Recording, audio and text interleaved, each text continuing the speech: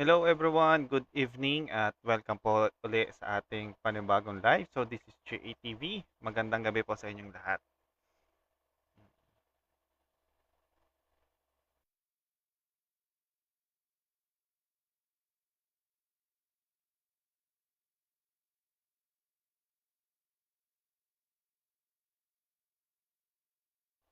Hello everyone, good evening. This is GATV. Yan, welcome po sa ating live. Yan, magandang gabi po sa inyong lahat. Yan, kamusta? Yan. Kamusta kayong lahat, guys? Yan, magre-react ulit tayo sa isang video, okay, ni Boss Dada. So, please don't forget to tap the screen and share the live, guys. Yan, para hindi malaglag yung live natin. So, eto na, wag na natin patagalin pa. Let's go. Niyo po, General Torre, congratulations, nakadalawang medalya na po kayo. Pero alam niyo po, sir, nalulungkot po ako dahil yung katapangan po ninyo, sir, medyo nakalulungkot po. Bakit? Napakatanda na po ni former President, sir. Ako naman po, tagahanga ninyo sa pagka-matapang ninyo, sir, pero napakatanda na po ni former President. At alam naman po natin, sir, na lumaban yan sa komunista. Alam niyo, kanino po ba? Kasi kami, pinupuwersa kami lahat ng mga supporter ni Digong. Na-contempt po kayo. Pero hindi po namin ginagawa. Sapagkat ang order, walang order sa amin na ipakontempt kayo. Kung galing lang to kay PRRD o galing Yung pinakikinggan natin, guys, ito yung part na nagsalita si Robin Padilla regarding doon sa naging ugat talaga ng lahat na kung bakit nangyari talaga itong mga to, especially kay PRRD. Kung sino-sino ba yung mga taong nasa likod, no, na hindi, yung iba hindi nila napag-uusapan na ito yung mga punot dulo talaga ng lahat ng nangyari ngayon kay PRRD, no. Ayan.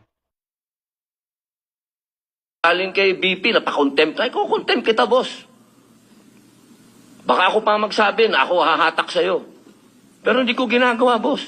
Kasi walang order sa amin na gawin sa inyo yan. Sooner or later, gotta cut you down.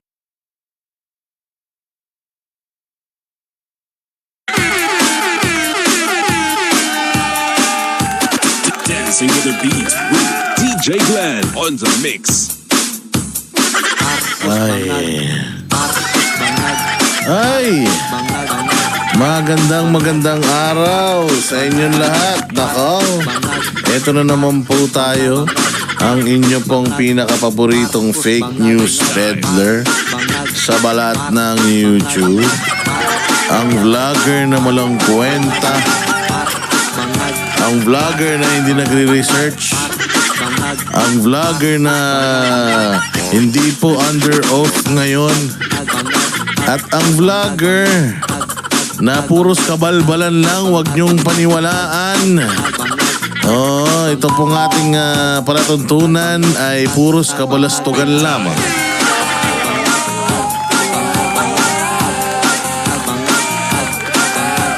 Ayan, magandang araw sa lahat ng mga barateros worldwide na nanonood. Oo, hindi ba? So, ito na naman tayo. Another day. Another uratan session with yours truly, Boss D. Kamusta naman po ang mga buhay-buhay?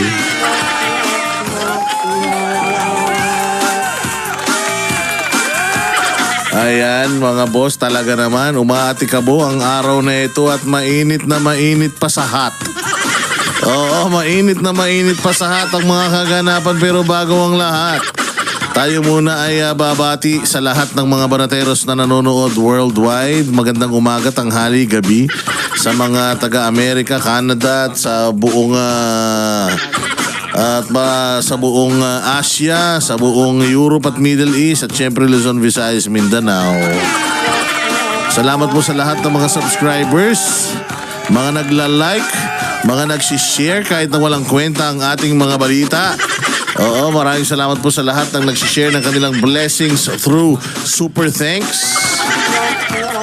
Maraming salamat po sa lahat ng mga kababayan ko na nagmamahal sa bayang Pilipinas.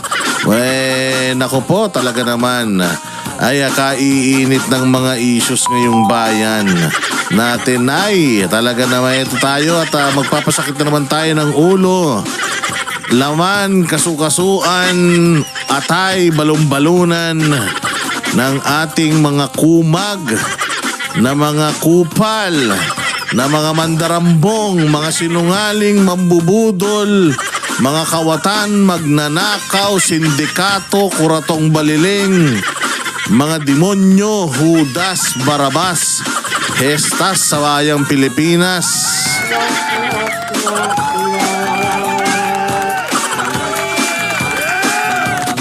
Bato-bato sa langit ang tamaan, huwag magalit. Ang mga malalambot ang puso, magsilayas na ngayon pa lang. Lahat ng mga naghahanap ng katahimikan, kabaitan, hindi po ito ang channel na para sa inyo. Kung gusto niyo po ng tahimik, doon kayo sa sementeryo.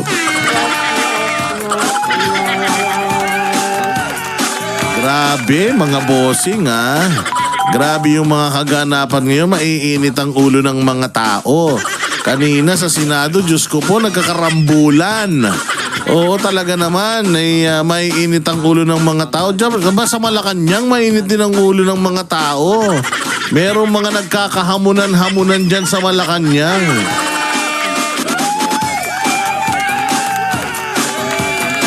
Matindi oo, matapos kahapon naman duguan yung ating presidente. Uy, panoorin niyo yung video ko. Oo, panoorin niyo yung video ko tungkol sa duguan na presidente ng Pilipinas. Anak ng tinapay, dumudugo yung bunganga. Sama-sama tayo mag-speculate kung saan ba galing yan dugo na yan. Galing ba yan sa bubog na ikinaskas sa gilagid? Galing ba yan sa sa regla? O ketchup lang yan? Panoorin niyo yung video natin, Oo, natulog yung isang video natin dahil dito sa Senate inquiry. Grabe ang init ng mga kaganapan sa Senate inquiry, talaga naman. Dito mo talaga malalaman na ang ating mga kapitapitagan na mga pulis pa man din, putang ina niyan, talaga naman wala nang pag-asa. Puros mga sinungaling ang mga hayop. Puros mga sinungaling. Puros mga scammer. Puros mga manloloko.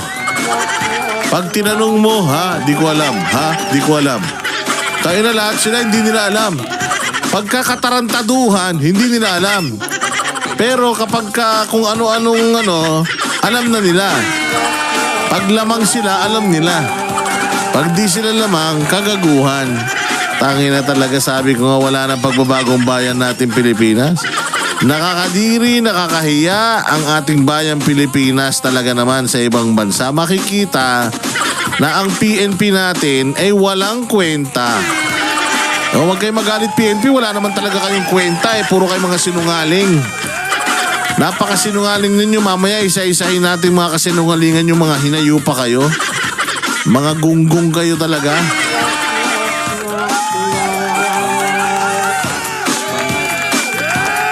Hindi ba? Kaya ayan, mag-react tayo patungkol sa mga nangyari sa Senate inquiry ni Senator Amy. By the way, yung Senate inquiry ni Senator Amy, tangkilikin nyo Kahit na papaano, alam natin na moro-moro, marami tayong mga natutuklasan na mga traidor sa bayang Pilipinas. And sana, ang mga pangalan ng mga putragis na yan ay ilagay dyan sa screen para malaman natin na itong mga taong ito ay dapat, itong mga taong to dapat talaga may ilagay sa history books natin na mga Kaya makikita nyo, nandiyan dyan na yung mga mukha nila guys. Tandaan nyo yung mga yan. mga demonyo kayo, mga kawatan kayo. Oo, mga punyemas talaga naman. Ayan, ito na nga, nako po. Mabuti pa kaya, simulan na natin Oh, by the way, bago ang lahat papunta po tayo sa Zamboanga. We will be spending our weekend in Zamboanga City and we will also go to Cagayan de Oro. Oo, dyan sa Misamis. Oo, punta rin tayo dyan. Oo, kasi nga, ano tayo iikot tayo sa Mindanao para ikampanya ang ating numero 1 na kandidato, pinakamagaling na magiging senador sa kasaysayan ng Pilipinas, si Pastor Apollo C. Quiboloy. Iikot tayo dyan sa mga liblib na mga kalugaran para ating ipakilala at ipahatid ang magandang balita na sa wakas may tatakbo na ring matino sa bayang Pilipinas na lilinisin ang politika, lilinisin ang Senado mula sa mga tarantado, kawatan, demonyo at masasamang espiritu. Oo kita-kits tayo dyan Zamboanga City and dyan sa Cagayan de Oro City, sa Misamis. Naku po, matagal nyo akong hindi makikita. Isang linggo nyo akong hindi makikita, kaya yung mga upload kong video, samantalain nyo na.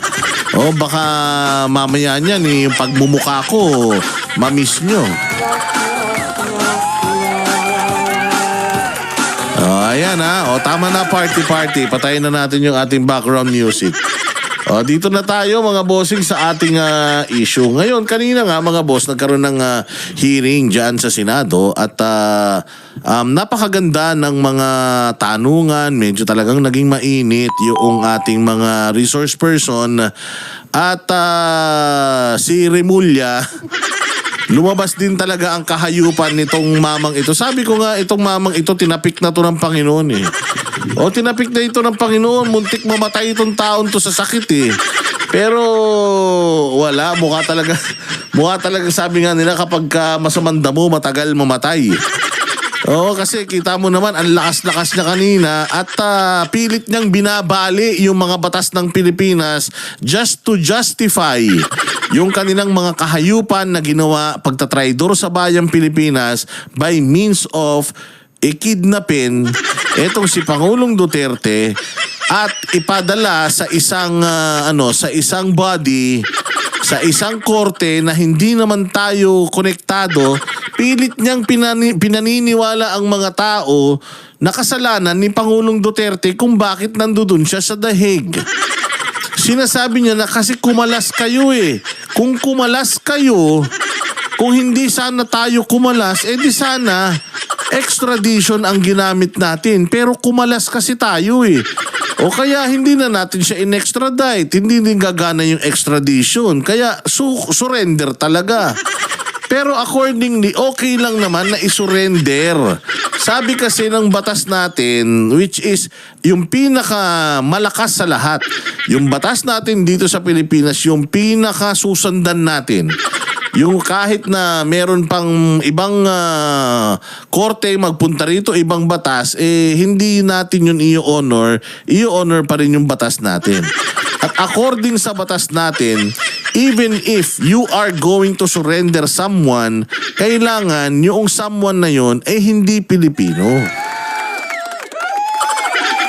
That someone should not be a Filipino for us to surrender right away. And if it is a Filipino citizen that we are going to surrender, kailangan po talaga na humarap sa korte sa Pilipinas. That is, kumbaga, what is stated in the law.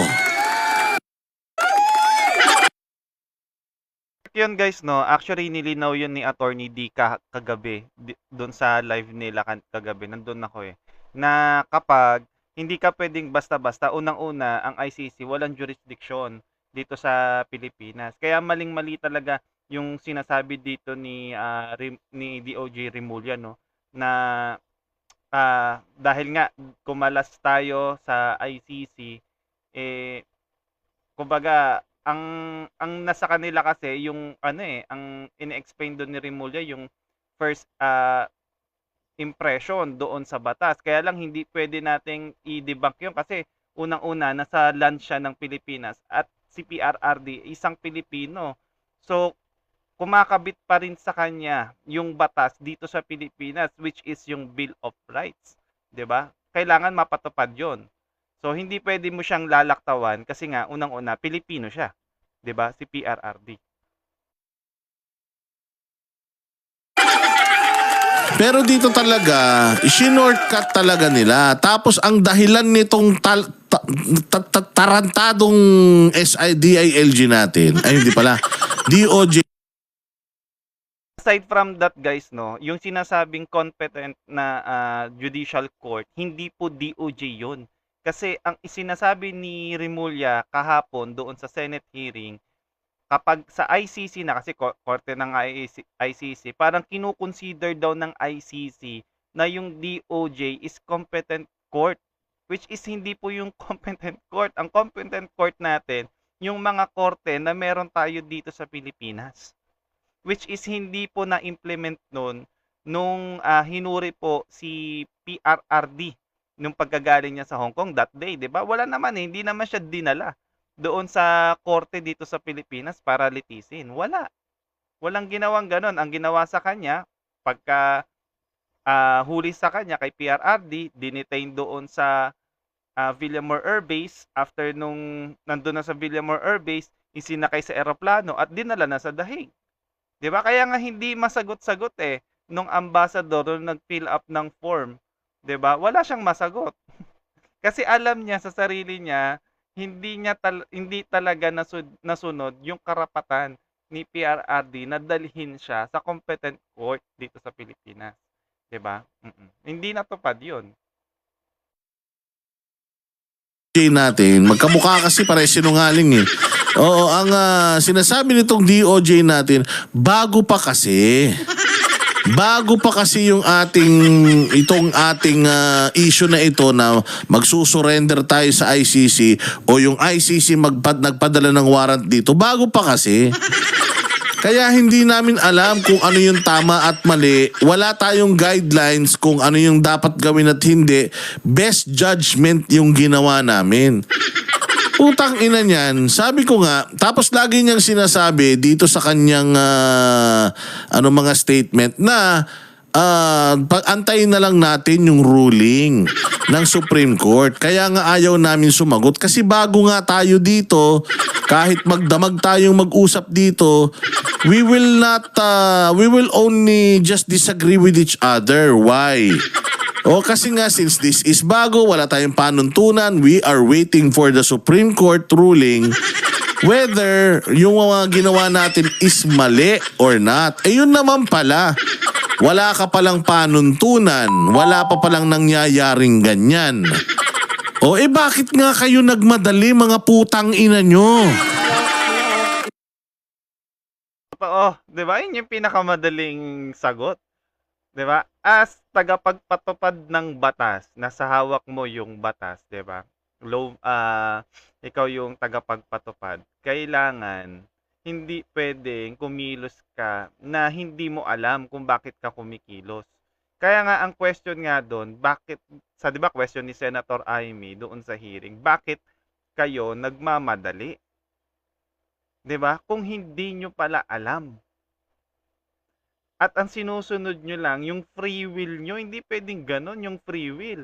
At pinag-uusapan dito, soberanya. 'Di ba? This is not an ordinary case. Ang pinag-uusapan natin dito, yung soberanya, yung pagiging Pilipino ng isang Pilipino. Ang ginawa mo, binigay mo. Binigay mo lang sa banyaga. 'Di ba? Kaya hindi to simple things na ang susundin mo is yung free will mo. 'Di ba? Porket ang order sa iyo alam mo namang mali pala yung order sa iyo, bakit mo gagawin? O kung hindi mo man alam, di ka man lang nagtanong. As tagapagpatupad ng batas. 'Di ba? At malinaw sa saligang batas na kapag may inarestong isang tao, dalhin mo sa competent court. Ganun lang kasimple 'yun, 'di ba? At the same time, pwede naman silang magtanong eh, bakit hindi sila nagtanong? Bakit sila nagmamadali kung hindi pala nila alam? Hindi kasi pwede dito free will eh. Di ba? Ayun daw yung judgment nila that day. Ang question nga doon, ano bang pinagmamadali nila? Bakit kailangan nilang mag-judge agad-agad that day? Di ba? Oh, sabi ni Crazy Gertrude, kahit walang alam sa batas, makikita mo na may mali talaga. Kahit actually, hindi naman, totoo yan, no? Hindi naman lahat nakapag-aral talaga ng batas. Pero kung papansinin mo talaga, nilabag talaga yung karapatan ni PRRD doon. 'Di ba? Unang-una, wala na tayo sa jurisdiction eh. Bakit kinikilala mo pa yung ICC? Kahit sabihin mo pa na ang humuli kay PRRD o yung pinanggalingan is Interpol, doon daw sa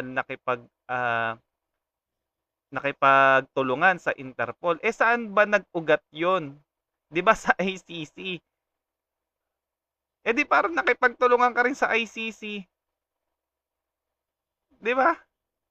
Tsaka hindi porket na magbibigay ang Interpol ng ganyan, susundin mo na agad-agad at wala namang sinabi doon na urgency o minamadali kayo na hulihin o dalhin agad. At tsaka papansinin nyo were planned. Alam naman natin planado talaga lahat. Unang-una, may eroplano na same day. 'Di ba? Ang tinitignan kasi nila, ang sinasabi kasi nito ni Tory, yung oras eh. Pero tignan mo yung day. Same day, wala pa nga isang araw, pinaalis nyo na yung tao. 'Di ba? Na hindi nyo man lang sinunod yung karapatan, yung kausapin yung kanyang counsel. 'Di ba? Sinabi ni PRRD, ang abogado niya, yung anak niya, si BP Sara, hindi man lang pinapasok. 'Di ba? Kaya ang daming butas, ang daming nangyari talaga at alam ng tao na may mali talaga. Ngayon, etong mga to, na sila pa naman yung tagapagpatupad ng batas, sila mismo yung bumabali ng batas. Ayun yung nakakalungkot. Kung ginagawa nila ito sa former president, 'di ba? Sabi nga ni Senator Robin Padilla, malaking nagawa sa bansa natin at alam ng mga tao 'yan. Sinisigaw nga nila 'yan sa buong mundo kung anong nagawa ni PRRD, 'di ba? Alam na alam 'yan. Tapos ganun-ganun lang babasagin mo yung karapatan ng isang tao. Kung nagawa nila 'yan, papaano yung ordinaryong tao? 'Di ba? Kung paano nating pinipilit na mapabalik dito sa Pilipinas yung mga kapwa nating Pilipino na nahatulan sa ibang bansa o yung mga naka-detain or nakakulong sa ibang bansa, pinipilit nating pabalikin dito sa bansa natin. Bakit? Pilipino 'yun 'Di ba nung tinanong nga sila ng bandang huli ni Amy Marcos, hindi sila makasagot kung anong gagawin nila. 'Di ba? Wala silang masabi. Kung kaya ba nilang pabalikin dito si PRRD, anong sagot nila? Ay, ibang usapan na po 'yun. Pwede ba ganun 'yun? Wala ka nang magagawa, ganun-ganun na lang ba 'yun? So ibig sabihin na for me, no, this administration may intention talaga. Etong mga to, may intention talaga to na papuntahin o dalhin doon si PRRD. 'Di ba? Ituloy natin.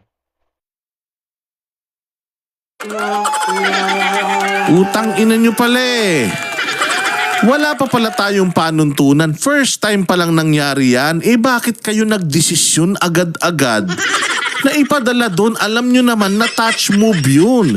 Pag ipinadala nyo doon, alam nyo naman na hindi nyo na mahihila pabalik kasi nga wala na sa jurisdiction natin. Hindi ba? Bakit nyo ibinagay kung wala pala kayong idea kung ano yung tamang proseso? Abay, Yun ang sinasabi natin. 'Di ba? Kasi alam kasi nila na kapag napadala na doon, kahit anong ngaw-ngaw natin dito sa Pilipinas, 'di ba? Ang may jurisdiction na ngayon kay Tatay Digong is yung ICC. Yun talaga yung totoo diyan. 'Di ba? Kaya nga ang sinasabi dito ni Boss Data, kung hindi mo pala alam at hindi ka pala sigurado doon sa pinaggagawa mo, bakit kayo nagmamadali. Sabi nga ni Senator Amy, bakit kayo nagmamadali at hindi nyo muna inalam, 'di ba? Kung ano yung dapat talagang sundin na hindi mo malalabag yung karapatan ng isang tao, 'di ba? Pag ganito yung magiging ano natin, yung mga leader ng bansa natin, naku, medyo nakakatakot, 'di ba? In the future, 5 years, 10 years at ganyan pa rin yung magiging leader ng bansa natin. Baka walang mangyari sa atin. Gago ka pala eh. Abay, bobo ka pala. Hindi ba yun ang idadahilan mo? Sabi ko nga, ang lalambot na itong mga senador natin eh. Ang ewan ko ba kung anong kinain nitong mga tumars. Malo yata kinain ng mga senador natin kanina. Kasi hindi nila sinusukol si Remulla na sinasabi ni Remulla na ngayon, let us wait for the Supreme Court ruling. So sub judice, putang ina.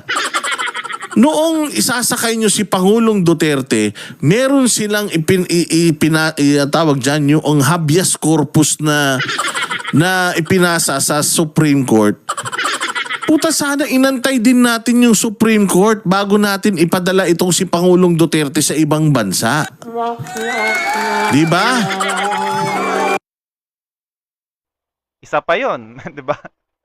Minamadali kasi nila eh. 'Di ba? Isa pa yon.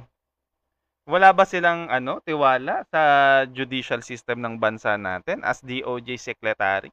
Wala ka bang tiwala? At nasa kayo? Nasa mga posisyon kayo ngayon? Wala ba kayong tiwala sa kakayahan ninyo?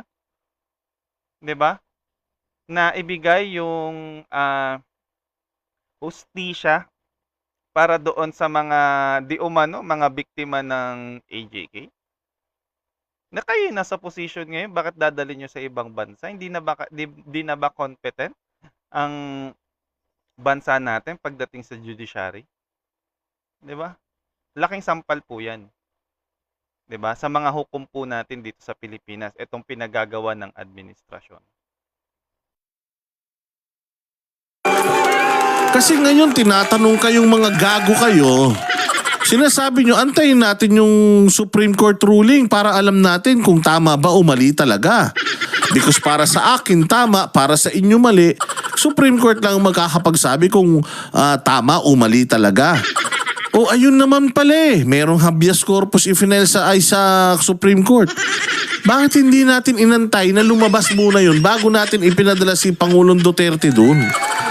Wala namang problema eh. So, kanina pa sinasabi niya, humihingi sila ng konsiderasyon.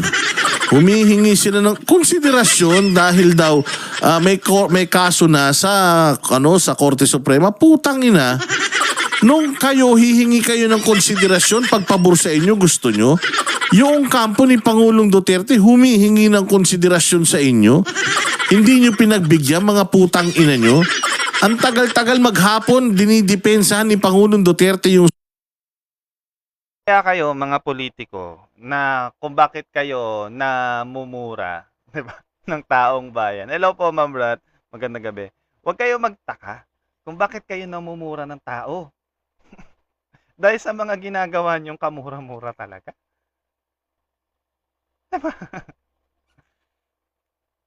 Eto, natatawa lang tayo. Pero sad to say, it's malaking bagay para sa mga Pilipino, no? Pabor o hindi ka man pabor, yung ginawa ng administrasyon dito, apektado tayong lahat. Kasi sabi ko nga sa inyo, ang pinag-uusapan natin dito, hindi to simpleng nakawan lang. Ang pinag-uusapan natin dito, soberanya po. Karapatan ng isang tao, karapatan po ng isang Pilipino, no? Hindi binenta eh. Ang ginawa natin, ibinigay. Yun yung pinakamasakit. Binigay mo lang ng ganun-ganun lang sa banyaga yung soberanya natin. 'Di ba? Ayun yung masakit na part. sarili niya na hindi mo ko pwedeng dalhin sa ibang korte. O kaya okay lang naman dito sa Pilipinas, patayin mo na ako dito kung gusto mo. This is kidnapping. Hindi ako pumapayag na dalhin nyo ako doon.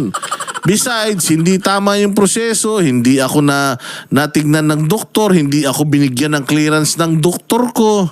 Hindi nyo pinapasok dito yung mga abogado ko, yung anak ko, hindi nyo pinapunta rito. So may irregularity, kaya dapat hindi siya napadala doon.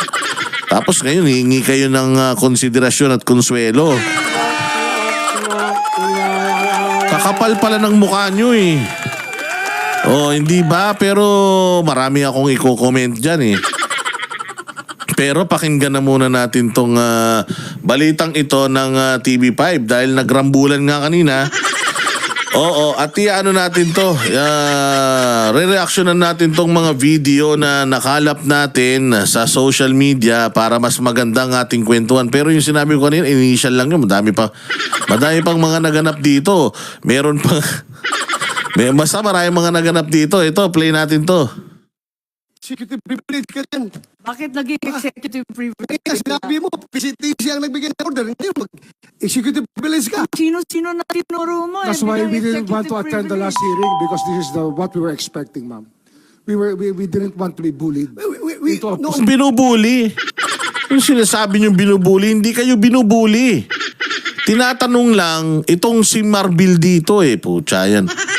Itong TV5 talaga kapag nagputol ng balita, putang ina, palpak talaga yung putol. Meron akong i-upload na kompleto nito ha.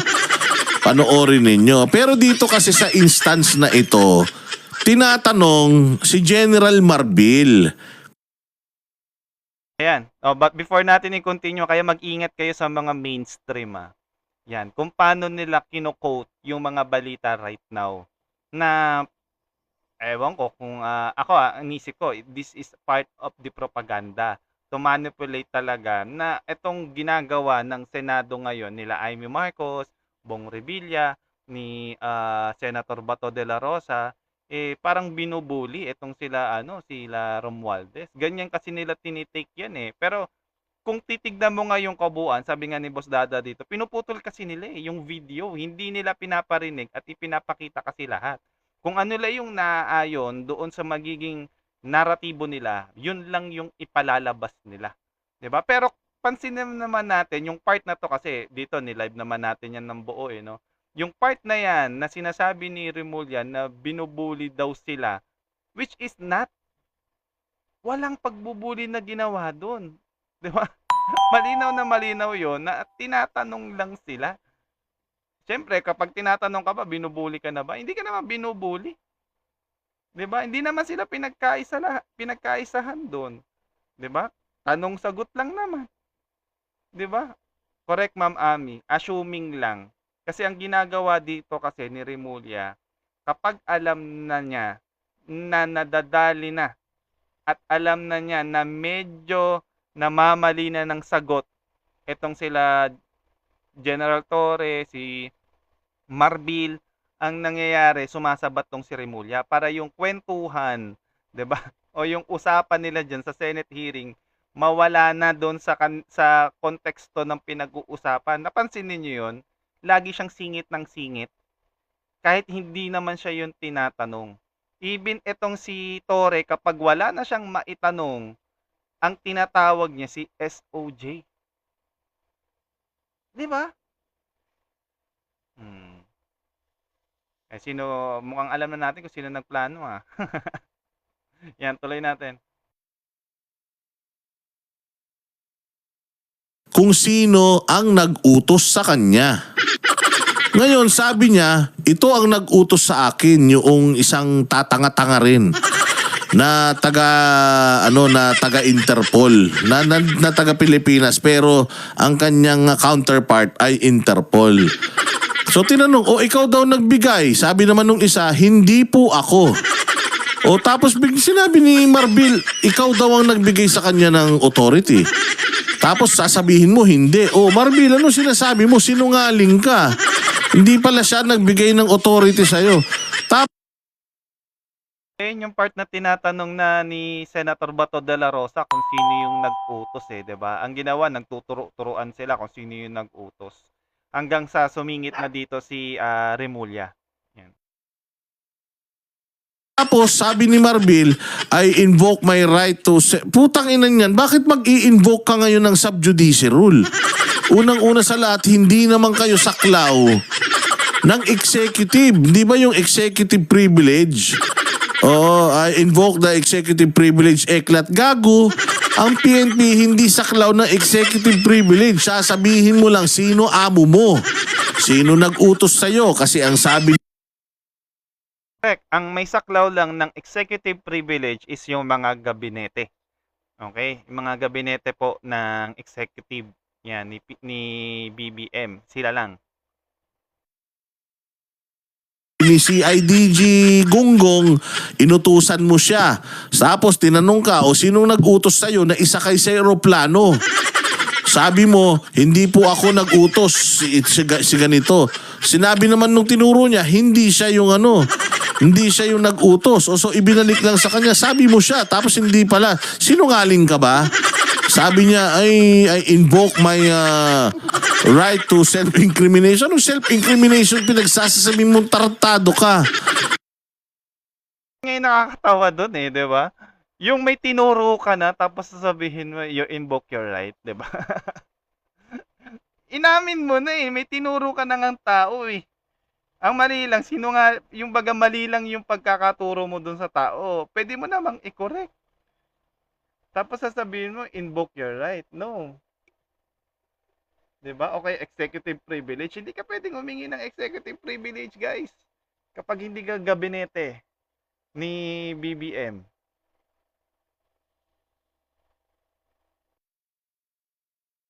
Nagsisinungaling ka. Dito mo talaga makikita ito si Marbil, walang laman ng utak kundi make-up.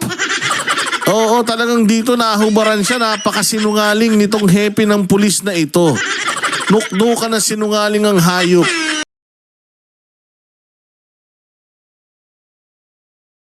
Nuknukan na sinungaling ang hayop.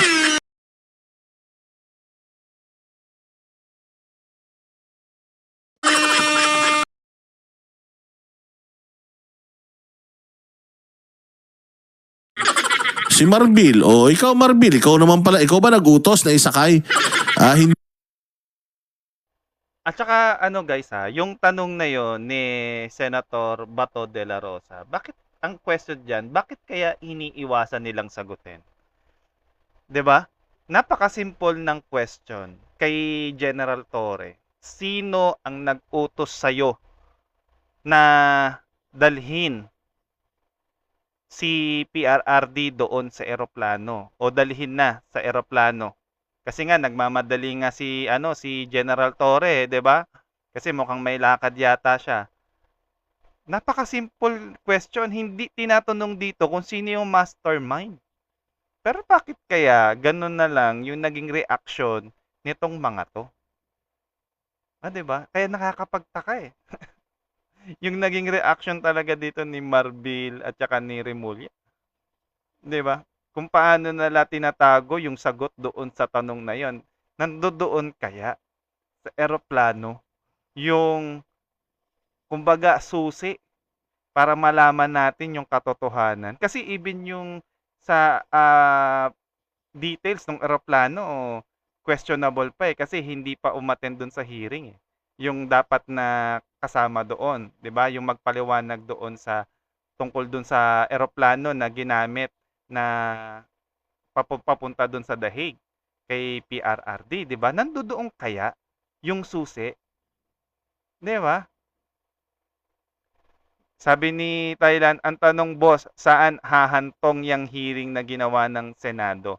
Alam mo tayo, wala naman tayong kung ano pang magiging resulta talaga ng hearing Kasi unang-una, sabi nga nila, 'di ba, nila Senator Bato de la Rosa, ni Senator Robin Padilla at even Senator Bongo, even VP Sara, na this hearing, wala na talagang magagawa yan na pabalikin pa si PRRD kasi unang-una nasa custody na siya ng ICC. So nakadepende talaga yan sa ICC kung makakabalik po dito sa Pilipinas. 'Di ba? Nasa ICC kasi wala na tayong jurisdiction sa kanila At sila na lang talaga yung makakaano diyan. Pero ang punto kasi dito, papansinin niyo guys, unti-unti natin nalalaman at nabubunyag sa atin yung katotohanan. Do kahit hindi nila aminin diyan sa hearing na yan, nakikita natin, 'di ba? Kung alam lang natin may mali, 'di ba? 50%, 60%, 70%. Pero dito nakikita natin may mga ebidensya na at nakikita natin na nagsisinungaling talaga sila. For me, malaking bagay ito. 'Di ba? Malaking bagay ito sa parating na eleksyon.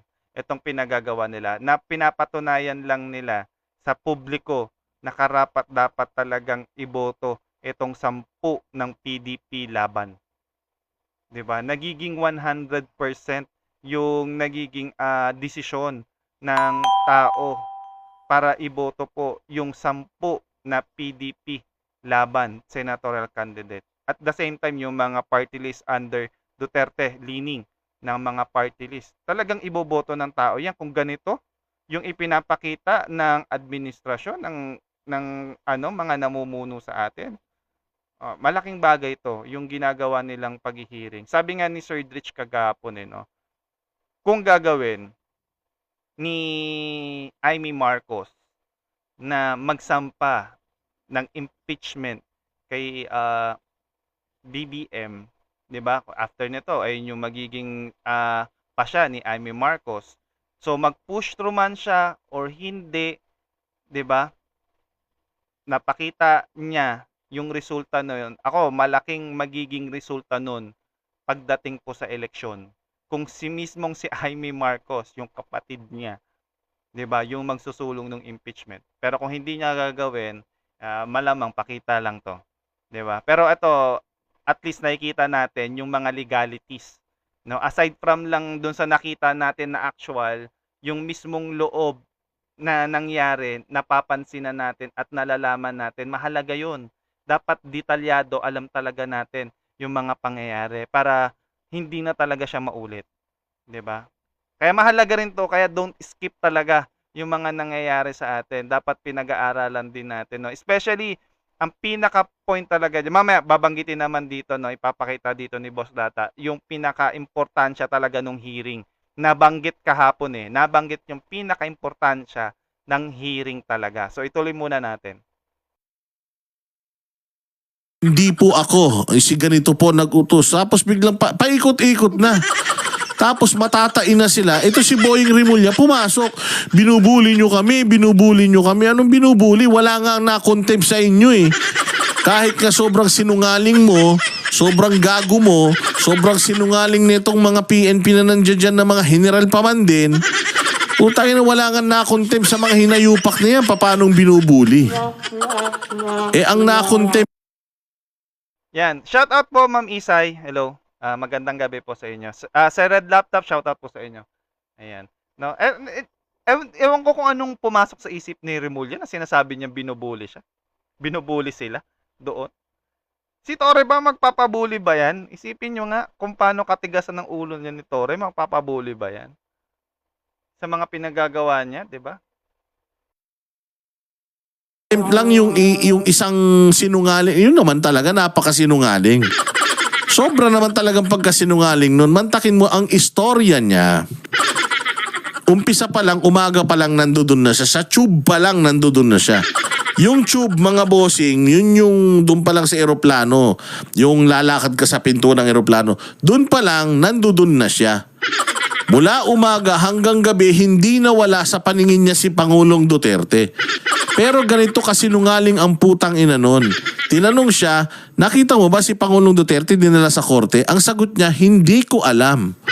Paanong hindi mo alam? Nandoon ka, nakatingin ka sa kanya buong maghapon, hindi mo alam kung nag-magic siya, nag-disappear siya o wala?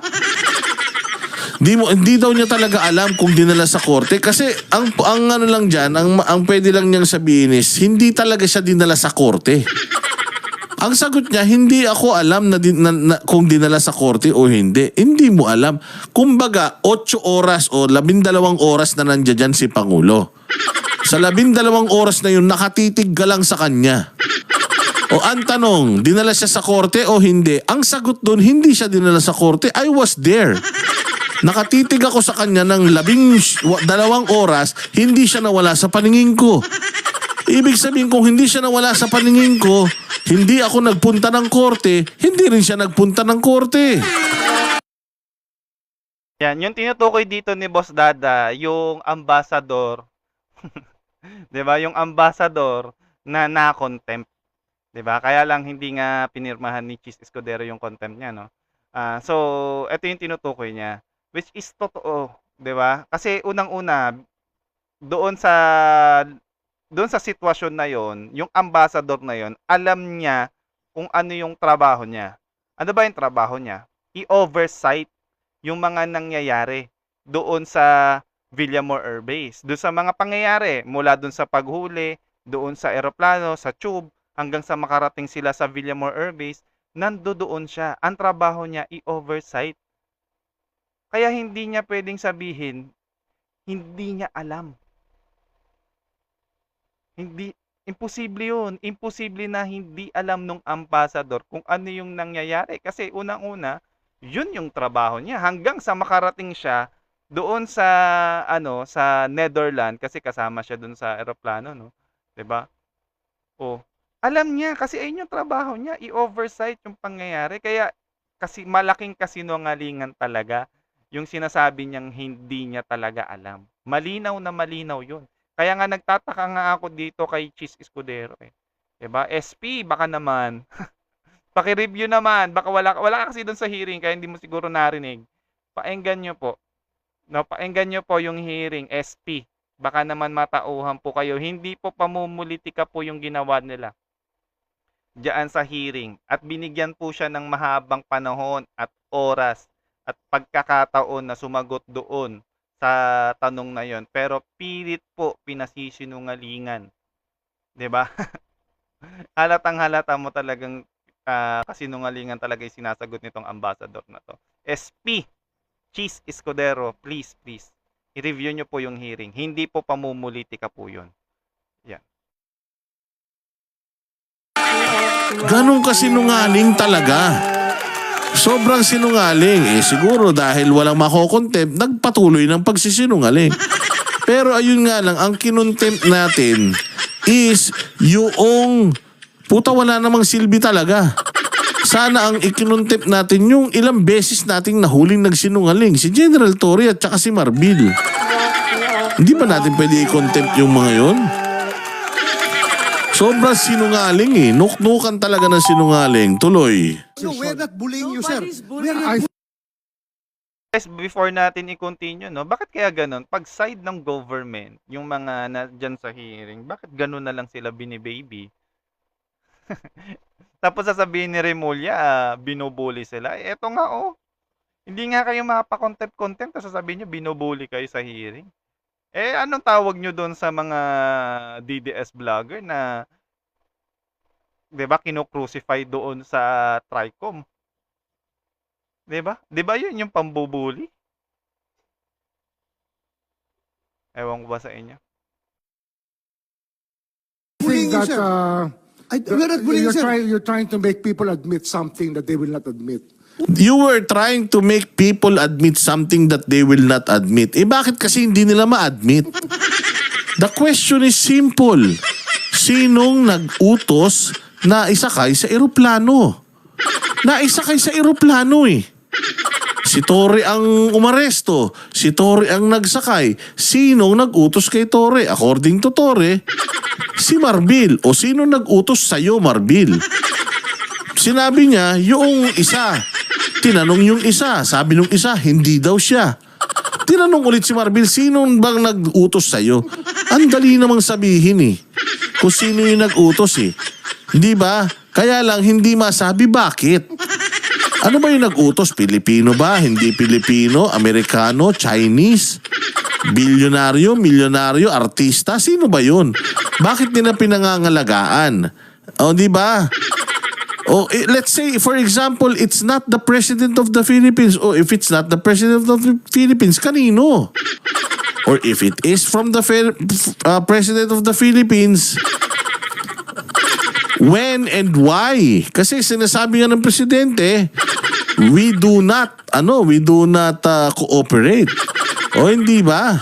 And executive We're privilege is a trying to valid derive excuse information. not to answer any Secretary question. President Remulla. Duterte is already at the Hague. Tapos na We are ang asking boxing. kung sino nagpadala doon sa kanya. Sino Yun ang tanong We're natin. trying to understand every step of As the I said way. earlier, everything was cleared with the DOJ. We are not bullying you, sir. Ha? We want that. Hindi, okay lang yan ba to? Bayaan mo, baka taking sa puso yan eh, okay lang. Oo. That's why if we So, sir- try to make a person admit some Maalala ko lang kahapon, no, habang pinapanood namin dito sa live, medyo naano rin ako kay Bato minsan. Kasi masyadong mabait. 'Di ba? Sabi ko nga kahapon, wag naman yung mga senator na nandiyan diyan, wag kayo masyadong mabait. Pag alam niyong mali, contempt niyo. 'Di ba?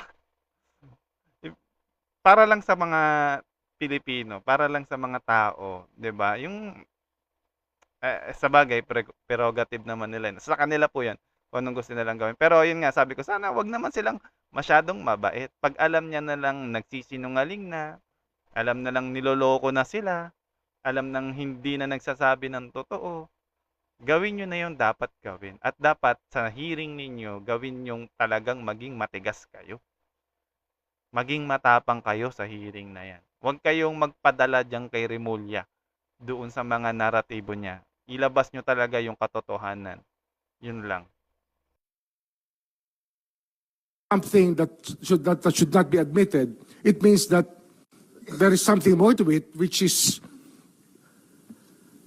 the clearance given by the DOJ was probably the most important part of it, to serve the warrant of arrest and to surrender the person under the law. Oh, you gave the clearance. You gave the clearance, but you did not give the order. Who gave the order? Oh, so pa-victim card si Gago, di ba? So siya biktima ngayon. Si Boying Remulla ang biktima ngayon. So siya daw ang binubuli. Nakita mo naman kung paano tinrato ni General Torres si Pangulong Duterte. Binuli ni General Torres si Pangulong Duterte dahil two-star general na siya si Pangulong Duterte, former president na. Hindi ba dapat nga pag former president, mas mataas pa din yan sa'yo eh.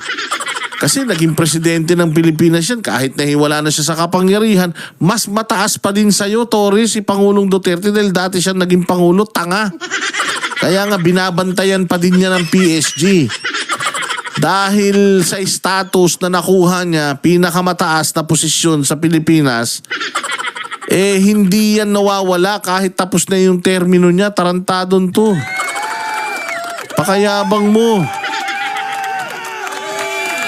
Ito, pakinggan pa natin. Itong isang balita tungkol dyan. Ang pangit ng audio nung kanina. Ito, baka maganda na. Umalma ang ilang miyembro ng gabinete sa pagtrato sa kanila ng mga senador sa pagdinig tungkol sa Wow, umalma ang ilang miyembro ng gabinete dahil sa pagtrato sa kanila ng Senado. Putang ina, pagtrato sa kanila, pasigaw lang, tanong lang na paulit-ulit, nasasaktan na sila. Guys, minsan pansinin ninyo yung mga balita diyan sa mainstream media, 'di ba? Pansinin niyo yung narinig nyo kanina, no? It's a mind conditioning. Do parang tingin natin neutral yung pagkakabanggit, pero meron talagang bias. 'Di ba? May bias talaga yung pagkakabalita. 'Di ba? So ituloy natin. Kaya minsan mag-iingat kayo diyan, kung mas maganda nga wag na kayong manood diyan sa mainstream media, pero nasa inyo 'yan, bala kayo. Samantalang si Pangulong Duterte, yung trato nila kay Pangulo, hindi nila tinitignan. Dating presidente, mahal ng Pilipino, ang dami nagawa sa bayan, nakatulong sa laban sa insurhensya, naubos ang adik, pandemic, nairaos tayo, build. Ang daming mga nagawa ni Pangulo. Tapos sila, nabubuli sila dahil lang tinatanong sila kung sinong mga nag-utos sa kanila. Samantalang si Pangulo ipinakulong nila sa ibang bansa, sarili nilang lahi, pinadala nila doon, walang abog-abog, walang due process, tapos sila ang binubuli?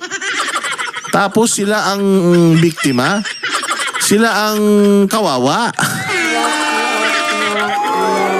Utang ina tong mga to. Wala kayong mga karapatan. O diretso. Pag-aresto kay dating Pangulong Rodrigo Duterte. Kaya raw ayaw nila dumalo sa hearing dahil nabubuli lang sila. Nasa frontline ng balitang yan, si Mayan Los Baños. Alam nyo, kaya ayaw nyo umattend kasi nga tatanungin kayo ng mga senador patungkol sa sino talaga at ano talaga ang motibo nyo. Hindi to sa mabubuli kayo. First off, bakit kayo ibubuli kung alam nyo naman sa mga sarili ninyo that you just did the right thing? Correct. 'Di ba? Kung alam mong nasa tama ka at alam mo yung pinaggagawa mo, 'di ba? 100% na sure ka doon na wala kang nilabag na batas. Bakit ka mabubuli? 'Di ba? Ganun lang kasimple 'yon. Bakit ba ayaw nila umattend? Hindi naman dahil sa nabubuli sila eh. Dahil alam nila na mali sila. At magigisala sila dyan sa Senado. Wala nga silang masagot doon sa mga tanong ng mga senador. Di ba? Yan. Guys, ini-stop lang natin no, para hindi tayo magbagsak. Yan. Tap and share guys the live. Thank you. Yung legal na paraan ang sinunod ninyo. Eh, hindi kayo sumunod sa legal, kaya takot kayong umattend dito.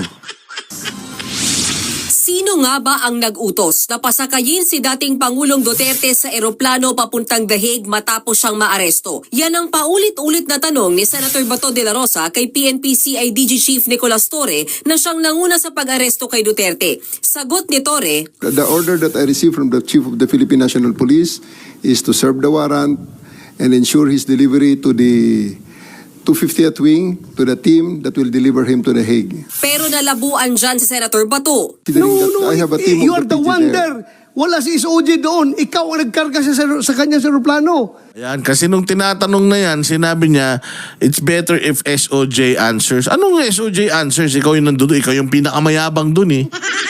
Ikaw yung pinakakupal dun eh. Di ba? Ikaw yung nagsasabi, ako 2-star general, ako pinakamataas dito. O ikaw yung pinakamataas dun eh. Tapos ngayon tinatanong ka, magtuturo ka ng iba.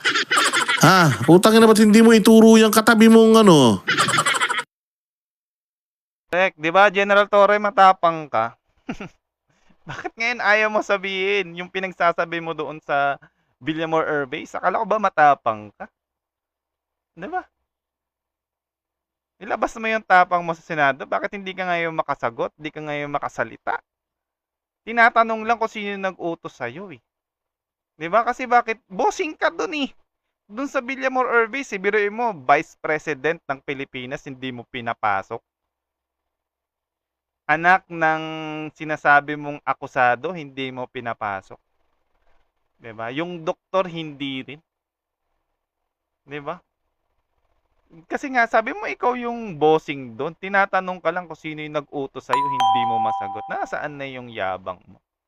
Di ba? Nasaan na yung tapang mo? Wala na. May kulangot sa muka. Hindi ba? Yung katabi mo mukhang mapanghi. O, walang hiya kayong kakapal ng mga mukha nyo. Kaya tinatanong kita, who gave you the order? Sir, I take my orders from the Chief of the Philippine National Police. O, then Chief National Police. O, di nagkabistuhan. Nag-utos si Marbil. O, tinan mo sasabihin nung amo niyang... Ewan ko ba kung pinsan to ni Barbie. Pero nang si PNP Chief Marbil na ang tanungin, in-invoke niya ang executive privilege. So, General Bill, are you lying? Sir, I'm not lying, but I just want to have the executive privilege po regarding this matter. Executive privilege, gunggong, hindi ka kasali dun. O, hindi ka kasali dun, sir. Yan yung sinasabi ni Attorney D kagabi. Kasi tinanong ko yan eh. Sakop ba sila dyan? Hindi kasama ang mga PNP personnel no? Doon sa executive privilege. Ang kasama dyan is yung mga gabinete, secretaries ng executive ng presidente. Sinasabi mo executive privilege to longest ka? O eto, ang sinasabi arrest him and bring him to The Hague. Yun lang. Just give me an airplane. That's simple. Just give me a plane and I will put him there. Di ba? Yabang-yabang ni Torre, magpa-interview, ang lakas ng loob magpa-interview, tapos ngayon, pag tatanungin mo siya tungkol sa kayabangan niya, sa interview, iba na sagot niya. Kaya yabang nyo. Kala nyo kasi, hindi kayo mabibisto eh. Nandito na tayo eh. Executive privilege ka dyan.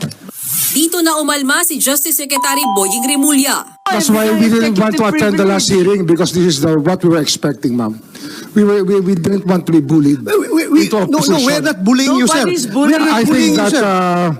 They are just asking questions. Abogado ka pa naman. Boying Rimulya. Hindi ba ganyan ang mga abogado pag nagtanong pa ulit-ulit, ang mga investigador pag nagtanong pa ulit-ulit? Napakaluwag nga sa inyo ng Senate eh. Nakakapagpaliwanag pa kayo. Kahit na nagsasalita pa yung committee chairman, nagsasalita kayo. Sa Congress, hindi. Correct. Di ba pansinin ninyo? Kapag hindi na makasagot si Marbil tsaka si Torre, singit ng singit doon si Rimulya, paano sasabihing binubuli? Di ba? Binibigyan siya ng kalayaan na makapagsalita doon sa hearing, tapos sasabihin niya, binubuli sila. Ano yun? Hindi pwede yan. Kung sa Congress kayo nag-hearing, putang ina, na-contempt kayo lahat. Sinigawan na kayo ni Paduano. Pumapayag nga yung committee. Natatawa ako kahapon eh. No? Wait lang. Sabi ni Eden, cabinet members, nagpa-victim na bullying. Pero ang mga resource person sa HOR. Kaya nga, di ba? Kahapon, may sumisigaw na dito sa comment section na na tinatawag na si Paduano. Para ma-contempt lang tong mga pasaway.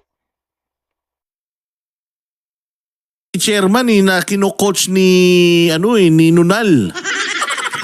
Yung pambansang spokesperson ng PNP na napakasinungaling. Si Inday Garutay. Kino-coach nga niya si General Torre, hindi nga nagagalit yung mga Hindi nga nagagalit etong committee chairman eh. Kung si Paduano nandiyan dyan, nakita niya kino-coach. Hoy, ba't mo kino-coach? Sino ka ba? Ano ka ba? Resource person ka ba? Abogado ka ba niya? Kung abogado ka niya, bawal kang tumabi dyan. Doon ka sa likod. Hindi ba? Buti nga pasalamat kayo. Wala nga mga barumbado, tarantado na mga ganyan magsasalita eh. Di ba? Kung si Abante ang nag-interpellate sa inyo, baka matai kayo. Di ba? Kung yung mga congressman ang mag-interpellate, talagang babastusin kayo. Yun ang talagang mga bastusan sa Kongreso. Pero dito sa Senado, ang bait nila sa inyo. Kahit nagsasalita sila, niriribat nyo. Pinuputol, kina-cut off ninyo. Hindi sila nagagalit sa inyo. Yung mga tanong na yes or no sa Congress, naku po. Pag hindi ka sumagot ng yes or no, yari ka dyan. Yes or no lang yung mga tanong, hindi ba? Doon sa mga nanonood guys, sarcasm po yung sinasabi dito ni Boss Dada. Yan. Hindi po tiniti up o hindi po inaangat na maganda yung hearing dyan sa lower house. Diba? Ang context dito is yung sinasabi ni Rimulya na binubuli sila doon sa hearing, which is not. Kumbaga, yung tamang way talaga ng hearing, yung ginawa ng Senado kahapon, yun talaga ang dapat ginagawa sa hearing. Yan. Hindi po yung katulad nung ginagawa doon sa lower house o dyan sa Quadcom or Tricom na yan. Maswerte nga kayo dyan sa hearing ni Amy Marcos, tsaka sinasabi mo binubuli ka? Isang babae, si Amy, tsaka isang si Bato de la Rosa, dadalawa sila, binubuli kayo? Ang dami-dami nyo dyan. May mga kasama pa kayong abogado. Ang simple lang ng tanong, sinong nag-utos? Sinong nag-utos? Bakit hindi nyo sabihin? Amerikano ba yan? Di ba kasi kung kapwa nyo Pilipino, di ba dapat alam ninyo? Walang hiyain, napakasinungaling nyo kasi. So ngayon, nagagalit kayo, hindi kayo binubuli. Sinungaling lang talaga kayo At ayaw nyong mahuli sa mga kasinungalingan ninyo, kaya gusto nyo na lang manahimik. Giit pa ni Remulla, You're trying to make people admit something that they will not admit. nanindigan si Remulla Bakit? Bakit nga? Bakit ka? Sabihin mo na kasi, sir, we cannot tell you the name because the person is not Pinoy. The person is a billionaire from ganito. The person is a congressman. Halimbawa, the person is the speaker of the house, something like that. Or the person is from here and there and everywhere. Di ba, ba't hindi nyo kasi masagot? Kaya hindi nyo masagot kasi alam nyo mapapahamak kayo pare-pareho. Nagsasasabi mo. na sumunod sa due process ang pag-aresto kay Duterte dahil 7 taon nga raw nag-imbestiga ang ICC. Natanong din kung bakit agad-agad isinuko ang dating Pangulo sa The Hague at di man lang kinonsidera ang extradition. Nakasaad daw kasi sa diffusion notice ng Interpol na arestuhin si Duterte at magsagawa ng extradition. Wala mo sinabi dito surrender. Diba? Ang klaro eh. Galing dun sa diffusion. Diffusion nga, hindi pa yan red notice. Pinamigay nyo na eh. According to the diffusion, extradition. Ang sabi nyo, extradition is only being requested by the arresting country. Okay. Okay, so ibig sabihin walang request. Hindi nga pwede extradition. Why? Kasi nga, we do not adhere and we are not part of ICC anymore. Kaya hindi pwede yung extradition. Kasi nga kung mag-extradition ang ICC sa Pilipinas, hindi natin i-honor kasi wala silang jurisdiction. Putang ina niyan. Walang jurisdiction sa Pilipinas, dumaan sa Interpol, ibinigay nila, pero sa ICC din napunta. O so nakipag-coordinate tayo o hindi? Gago talaga eh. Doon pa lang no? Maka-question mo talaga eh. Doon din talaga napunta sa ICC yung sinasabi nilang no jurisdiction, pero ang pinaka last touch pa rin is ICC. 'Di ba? Paano hindi nakipagtulungan sa ICC? Kayo talaga diyan, mga pasaway kayo. Pinapaikot-ikot niyo yung batas eh. Okay lang sana kung yung Interpol ibinigay si Pangulong Duterte sa ibang korte, hindi sa ICC. Sinasabi ninyo yung ICC hindi na tayo konektado, hindi na tayo dapat nakikipag-coordinate doon. Bakit nandoon ngayon si Pangulo?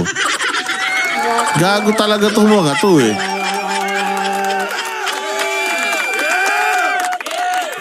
Ginagawa mo pa rin to?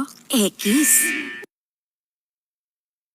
Correct. Sabi dito ni Mr. KD, may pa-Interpol pa silang nalalaman through Interpol kuno.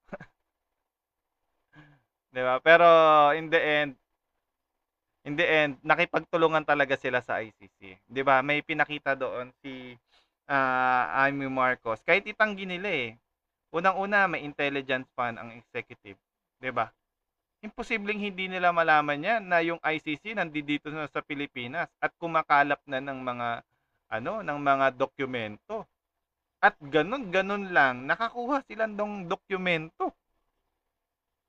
Hindi nga masyadong na-focus yung yung topic na yun. Maganda rin na pag-usapan yun doon sa Senate hearing. Bakit itong mga ICC na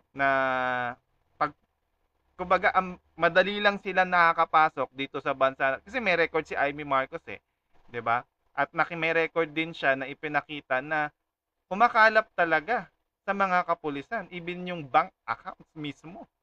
Meron sila. Hindi nila makukuha yan ng mga ICC personnel na walang tumutulong sa kanila. Tapos sasabihin nila hindi nila alam. Alam mo, mas better pa na sabihin na, sige po, iimbestigahan po namin. Aalamin po namin yan. Di ba? Mas better pa yung ganong sagot kaysa yung sabihin mo, hindi po namin alam. Ano yun? Hayaan na lang natin na ganon-ganon nilang tayo ng ibang bansa. Di ba? Kalokohan nyo.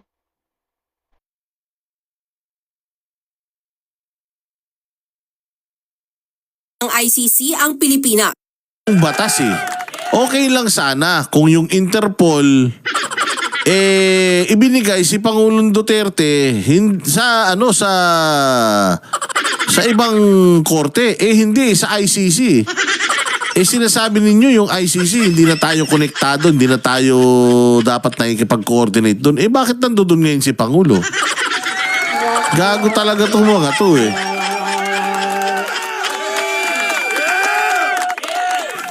Extradition lang. Pero ayon kay Rimulya, hindi raw yan uubra dahil hindi na miyembro ng ICC ang Pilipinas.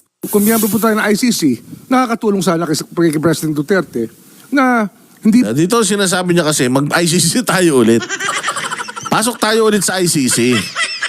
Ang sinasabi niya, hindi na tayo member ng ICC, kaya hindi pwede extradition, kaya pinamigay na lang natin. Putang ina niyan. Di mas tarantado yun. So dahil hindi na tayo member, pamigay na lang natin.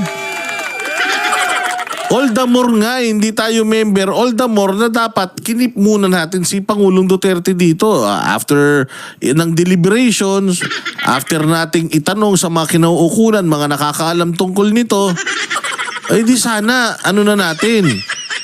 Hindi muna natin ibinigay doon kasi pag binigay nila doon, paano kung sabihin ng Korte Suprema, mali? Paano kung mag-rule ang Korte Suprema mali? Anong gagawin ninyo? Kaya nyo pa bang bawiin doon? Hindi na, kasi nandoon na eh. Yun sana ang naisip ninyo bago natin dalhin doon kasi pag dinala natin doon, wala nang bawian yan, touch move na yan. So keep muna natin dito, pag-usapan muna natin, bago natin, dapat ganun, Boying. Hindi nagmadali kay bakit nga nagmadali ka? Correct. Dapat ganun talaga. Maka-question talaga kung pagkatapos ng Supreme Court at sinabi nila na mali yung ginawa ninyo, maka-question talaga kayo doon. 'Di ba? Bakit hindi nyo hinintay yung ruling ng Supreme Court? 'Di ba? Sabihin mo na kasi nagmadali kami kasi para yung mga issues ng bayang Pilipinas ma-divert. Nagmadali kami para hindi pag-usapan yung GAA. Para hindi pag-usapan yung PhilHealth. Yung flood control system na ninanakaw. O na sa election, sa kampanya, para hindi na makapangampanya yan. O para hindi na siya makapag-abogado sa anak niya sa impeachment. O ang daming dahilan, Boying, mamili ka na lang. Ini-stylan nyo pa kami. Alam naman namin na yan ang dahilan eh. Kunyari pa kayo eh. Yan naman talaga ang reason why ipinamigay nyo yung pinakamamahal naming presidente ng Pilipinas. Tangina, dapat kayo ang ipamigay sa Africa eh. Pakain kayo sa mga leon eh. po siya ililipad. Siya po yung mismo nag-atras ng ating membership eh. Kung ganyan, ayon sa ilang senador, dapat daw mas hindi sinurrender si Duterte sa dahig at ikinulong na lang sa lokal na korte. Yun ang best judgment namin. Yun po ang tingin namin. Diba, bobo? Yun ang best judgment mo, mali nga eh. Correct. Sino ba ang pinaka-best judgment natin dito? Di ba Supreme Court? Kung hindi sila sigurado doon sa pinagagawa nila, dapat hintayin nila yung desisyon ng Supreme Court. Simple as that. Di ba nga, kagaya nga na sinabi natin kanina, paano kung mali ang sinabi ng Supreme Court doon sa pinagagawa ninyo? Kaya pa bang ibalik si PRRD? Hindi na. Kasi wala tayong jurisdiction doon sa ICC. Ano ang gagawin natin, Sir Rimulya? Magsosorry na lang tayo? Ganun na lang ba yun? At ang pinag-uusapan natin dito, soberanya.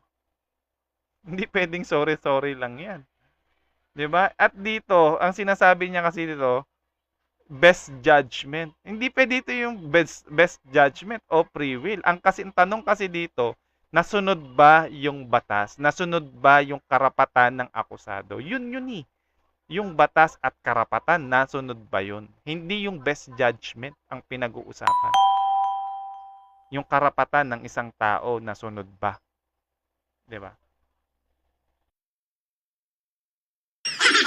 Ang best judgment mo, ibigay siya sa pulis na humuhuli sa kanya at dadalhin siya sa ICC. Hindi nga tayo member ng ICC. Tanga mo. Ang best judgment dyan, nagstay sana muna dito. O kaya, kinulong nyo muna, tapos saka nyo, ikinonfer, kumbaga tawag dito, call a friend kayo. Kasi sa ibang bansa, mga bossing, sa ibang bansa, hindi pwedeng Interpol ang aaresto. Laging ang aaresto yung mga pulis, sa lugar na yan, at ganun pa din, lahat ng mga hindi yan basta-basta automatic dinadala doon, hindi. Kahit sa ang mga bansa, ipinaliwanag kanina, yung mga malalaking mga bansa, ang ginagawa is, hihingi pa rin ng tulong sa gobyerno, tapos yung gobyerno pa din ang magdi-decide whether susuko or hindi, pero may due process. Correct. Hindi pwede na isang araw lang pagkahuli mo ng isang akusado, dadalin mo agad. 'Di ba? Tapos sasabihin nila hindi sila nagmamadali. Only in the Philippines. Yung ganyan. Wala pang isang araw nandoon na. 'Di ba? Pinadala mo na. Dineliver mo na doon sa ICC. Yung kapwa mo Pilipino. Pero pag si Tevez, hirap na hirap nga nilang kunin. 'Di ba? Bakit? Ang state pa rin kasi ang magdidesisyon niyan whether idadali nila or hindi, or ibibigay nila o hindi. Ang state pa rin. 'Di ba? Ang gobyerno pa rin po yung magdi-decide niyan. Dadaan talaga sa mga korte. Even ICC. Pucha naman to, tatanga-tanga rin to talaga eh.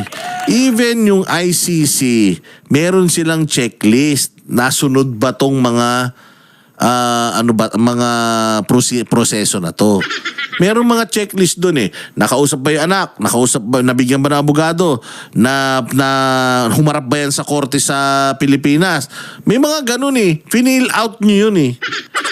Di ba kung sana doon sa mga checklist na yun meron kayong kulang, di sana pinabayaan nyo munang makumpleto natin yung checklist bago natin pinalipad. Hindi ba? Kasi ito ang pinakamasaklap dyan. Umaga pa lang pinaniliwanag na ni Duterte na mali. Hindi sumusunod si General Torre. Dahil bobo eh. Walang alam sa batas eh.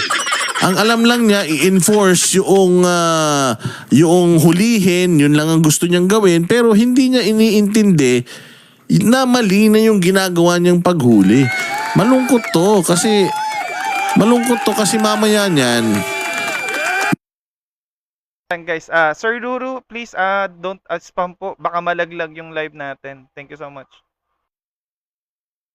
Mamaya niya, nakikita nga ng mga mas nakakabatang mga pulis, ganito na ang gamitin nila. Kasi noong panahon ng martial law, before martial law, alam natin yan eh, na arestado ka.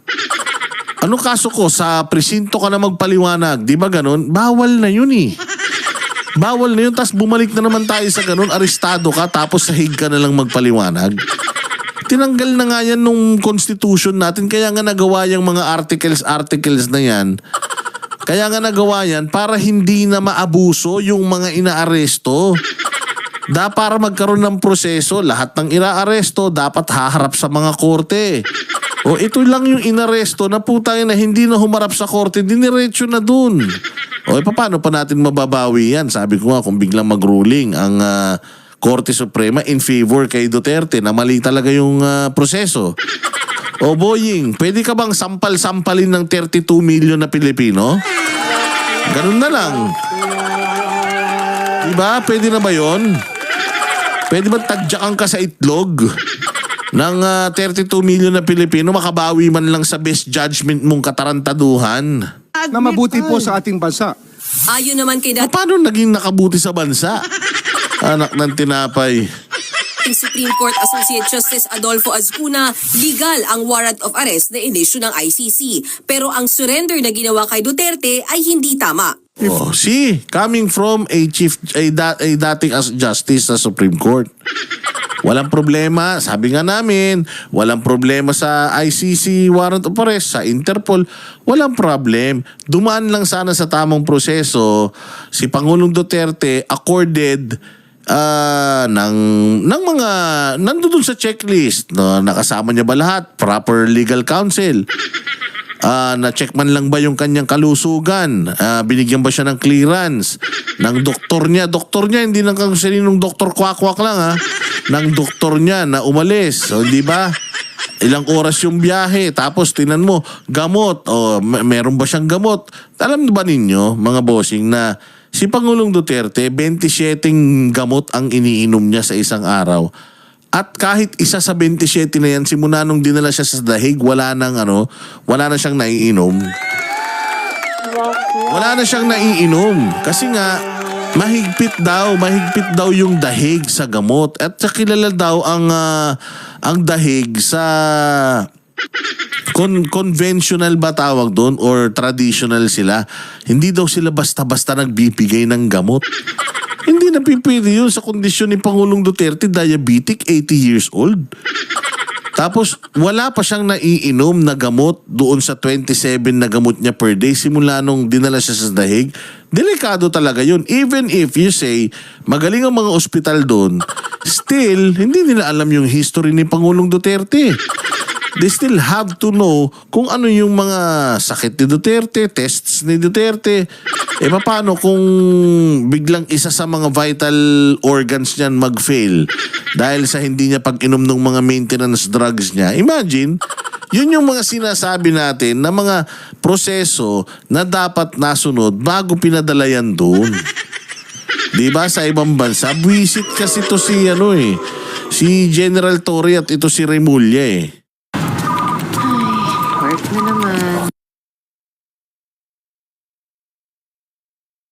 A treaty, then we cannot surrender the suspect to the ICC under this section, because this section requires that the surrender be pursuant to a treaty. Tingin din ni Azcuna posibleng nagkaroon ng pang-aabuso sa proseso sa pag-aresto kay Duterte dahil hindi muna siya idinaan sa korte sa ating bansa. Ayon pa sa ilang yung nagsabi na noon is former Chief Justice. Marunong pa kayo sa kanila, siya nagsasabi na may mali talaga na ginawa o hindi tama sa pag-aresto kay PRRD. eksperto, ang hindi pagdaan sa lokal na korte bago isinorender si dating Pangulong Duterte sa dahig ay maaring tignan bilang violation o paglabag sa ating sariling konstitusyon. Maituturing daw kasi ang extrajudicial rendition, bagay na kailangang resolbahin ng Korte Suprema. Sa gitna naman ng hearing, napaiyak si Senator Robin Padilla habang nagbibigay ng mensahe si Senator Bongo kay Duterte. Nag-walk out din ang senador pagkatapos. Nagbabalita mula sa frontline. Alam mo, ganyan natin kamahal si Pangulong Duterte. Si Senator Robin Padilla, talagang ang pagmamahal niyan kay Pangulong Duterte ay abot langit talaga. Kasi kumbaga mentor natin yan si Pangulong Duterte. Ang daming naitulong talaga niyan sa bayang Pilipinas. Ang dami talaga. Kaya hindi ko talaga maintindihan. Itong si General Torre, actually kasama din ng NTF-ELCAC Inaano nga nila yan, I believe, sinabi nga ni Doc Lorraine Badoy na ino-orient daw nila yung mga yan patungkol nga sa mga aktibidades ng mga komunista para maubos nga yung mga yan sa Pilipinas. Diyos ko po. Tapos, eto, mga walang utang na loob. Naparangalan. Mantakin mo, naparangalan ka, nahuli mo si Pastor Kibuloy. Isang pastor, naparangalan ka. Buti sana kung nahuli mo, Abu Sayyaf. Buti yung nahuli mo, pinahuli mo, yung leader ng Kuratong Baliling.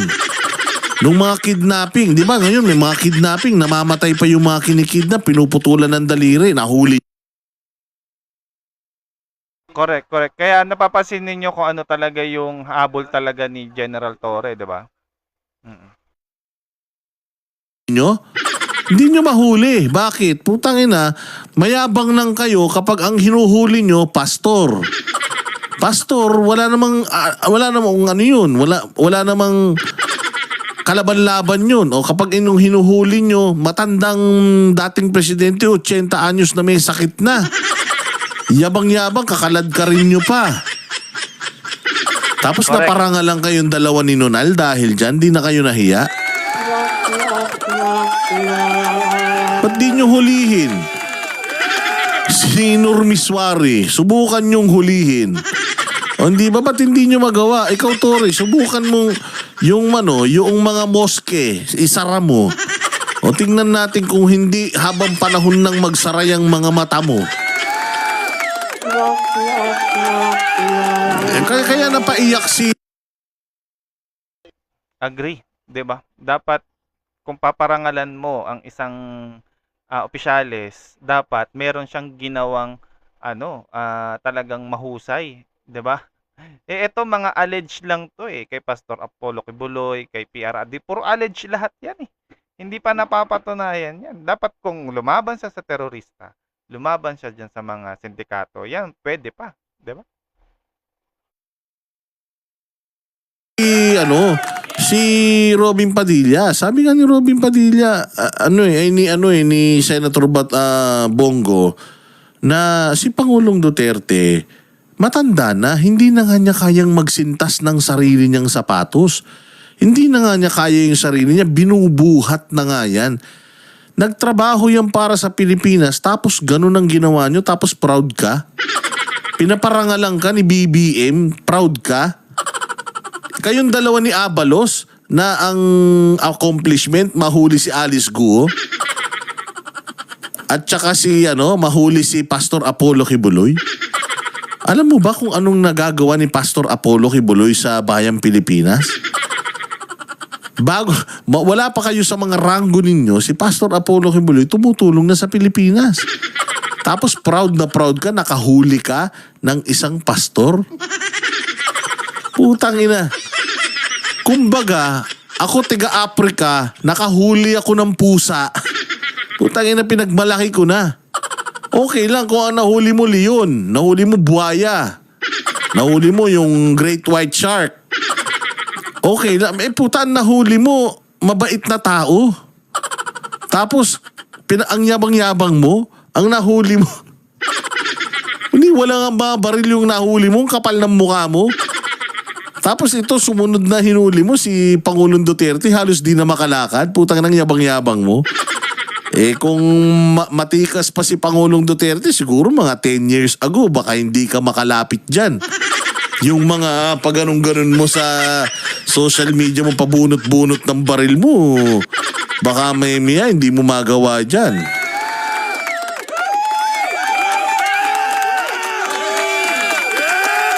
Hindi ba kaya ito, panoorin natin yung sermon ni Robin diyan kay General Torre. Ito na part, guys, ni Senator Robin. Ito na yung punot dulo talaga ng lahat. Ito yung pinaka-importante talaga dun sa Senate hearing. Para maintindihan ninyo kung saan nanggagaling si Senator Robin Padilla, bakit siya umiiyak nang nagsasalita kanina si Bongo sa kanyang Zoom. Ito, pakinggan natin yung statement ni Robin Padilla. Si Senator Robin nagtsatsaga rito, sabi niya magsasalita din daw siya. Okay lang. Okay. Thank you, Madam Chair. Maraming salamat po sa ating ginang tagapangulo at kay General Bato, Senator Bato. A'udhu billahi minasyaitanir rajim. Bismillahirrahmanirrahim. Alhamdulillah rabbil alamin. Bismillahi wassalatu wassalamu ala rasulillahi. Assalamualaikum warahmatullahi wabarakatuh. Magandang hapon po sa inyong lahat. Pasensya na po, ako po kasi may press con. Kailangan po akong makaalis kaagad. Gusto ko lamang pong iparating sa lahat na wala na po dito si Pangulong Rodrigo Roa Duterte. Ito po mga pinag-uusapan natin, ito po ay pagsuporta lang namin kay Senator Amy. Pero... pagsuporta na lang kay Amy kasi nga gusto ni Amy makakuha pa ng boto. Kaya sinusuportahan nila para makuha ng boto, pero Wala na talagang magagawa yung ano na yan, yung hearing na yan. Alam natin for a fact na illegal yung ginawa nila. Wala rin namang mapapakulong dyan. Wala namang Cecilia Electrica dyan. Wala naman tayong magugulpi sa mga hayop na yan. So technically, itong hearing na to, wala na to talaga tong kwenta. Nakikita na lang natin yung iba pang mga players at kung sino pa yung mga nagtraidor sa bayang Pilipinas. Pero yung objective natin na may uwi si Pangulo, na ma-correct yung pagkakamali, wala na ito. Siguro, magagawa na lang is mapapayag nila itong kapulisan natin at ang DOJ na mali yung ginawa nila. Kasi kapag napapayag nila dyan, we are sorry, mali, yung mga susunod na mga warrant of arrests, dadaan na sa tamang proseso. Sa akin guys, no, yung point of view ko naman dito, itong hearing na to, malaking bagay. Lalo na kapag ngayon na malapit na yung election, no, it will turn around doon sa mga tao na undecided pa. 'Di ba? Na iboto talaga itong Duterte leaning candidates sa senatorial at sa party list. Malaking bagay itong hearing na to na nabubunyag yung katotohanan talaga. 'Di ba? Para 100% talagang ang iboboto ng tao is yung Duterte leaning candidates talaga. Yun yung nakikita kong view dito. Hindi na yung mapaparusahan o mapapabalik pa si PRRD. Hindi na yun kundi yung magiging effect nito pagdating ng eleksyon, 'di ba? Yung mga undecided mas lalong pipiliin talaga nila na iboto itong PDP kasi nakikita nila nagsisinungaling na tong mga to 'di ba? Niloloko na yung taong bayan. Ayun yung isa sa nakikita ko. So by the way, before we continue guys, no, sa mga kung gusto niyo pong suportahan itong live natin, please send a heart me po para maging part kayo ng ating team members. Yan, wait lang.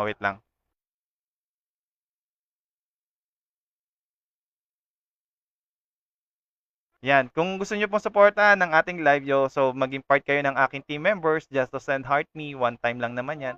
Okay, everyday lang para for shield yan po ng live natin. At the same time guys, no, kung gusto niyo rin pong suportahan yan, pwede kayong mag-subscribe sa ating live para sa mga next live natin, maging updated po kayo. Yan, then may mga available tayong stickers na ginawa po natin na pwede niyo pong gamitin habang nagko-comment kayo dyan sa baba. Yan, may mga stickers na available. Yan po ay para pagsuporta po sa live po natin. Thank you so much po. Ayan, Ma'am Ren, thank you so much. Yan. Continue na natin. Yun lang siguro. Pabor kanila Bato at sa ibang mga papadalan ng summon or ng warrant of arrest ng ICC. Pero in terms of yung kay Tatay Digong, actually, nasa kamay na yan ng kanyang mga abogado yung kanyang pagbalik dito sa Pilipinas. Wala yan dito sa hearing na to. But again, mas tumatalino tayo sa hearing na to at mas nakikita natin na i-expose sa buong Pilipinas kung gaano talaga kasinungaling si Marbil at si Torre. At kasama na rin itong si Boying Rimulya. Correct. At yun din naman kasi talaga ang goal po ni Tatay Digong, 'di ba? Na malaman nating lahat kung ano yung karapatan natin lahat. Bawat isa. Karapatan natin yung Bill of Rights, 'di ba? Yung karapatan ng bawat isa. Dapat malaman 'yan ng mga Pilipino.